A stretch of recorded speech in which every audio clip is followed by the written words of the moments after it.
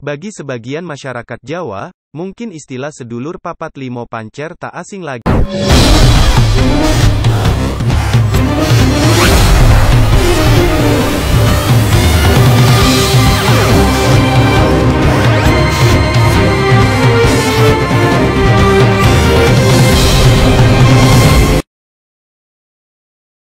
Bagi sebagian masyarakat Jawa, mungkin istilah sedulur papat limo pancer tak asing lagi karena sering dikenalkan oleh orang tua kepada penerusnya sejak zaman dahulu. Meskipun istilah sedulur papat limo pancer ini lahir dari bahasa Jawa, namun ternyata konsepnya hampir ada di setiap daerah di Nusantara dengan berbagai sebutan misalnya khodam, pendamping atau apapun yang berkaitan dengan keberadaan makhluk astral. Secara sudut pandang bahasa, istilah sedulur papat limo pancer berarti 4 saudara dan menjadi 5 sebagai pusatnya. Sementara berdasarkan konsep Jawa, istilah itu berarti bentuk kesatuan wujud manusia ketika manusia itu lahir ke bumi. Secara singkat, dalam sejarah Jawa masyarakatnya menggunakan istilah sedulur papat limo pancer untuk menggambarkan bahwa ketika manusia lahir, maka lahir jugalah 4 saudara manusia itu.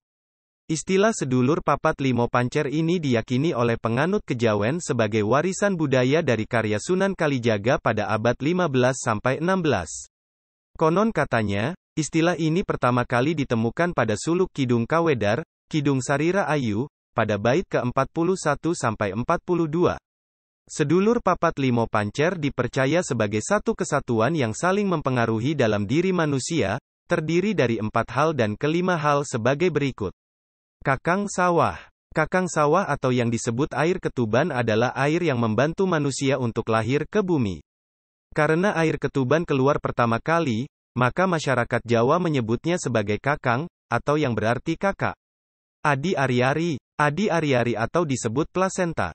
Adi dalam bahasa Indonesia berarti adik, yakni sebutan untuk Ariari yang keluar setelah bayi dilahirkan. Getih.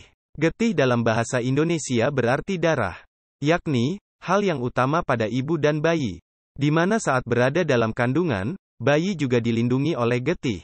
Puser. Puser atau pusar berarti tali plasenta. Dalam pengertian ini maksudnya, antara ibu dan bayi dihubungkan dengan tali pusar yang membuat mereka semakin kuat. Selain itu, tali pusar jugalah yang menjaga kelangsungan hidup si bayi karena telah menyalurkan nutrisi dari ibu untuk bayinya saat di dalam kandungan. Pancer. Pancer bisa disebut juga sebagai tubuh wadah yang berarti diri sendiri. Hal kelima ini merupakan pusat kehidupan yang utama ketika manusia lahir ke bumi. Masyarakat Jawa percaya bahwa sebagai manusia, kita harus menyelaraskan kelima hal itu agar menjadi satu kesatuan yang utuh.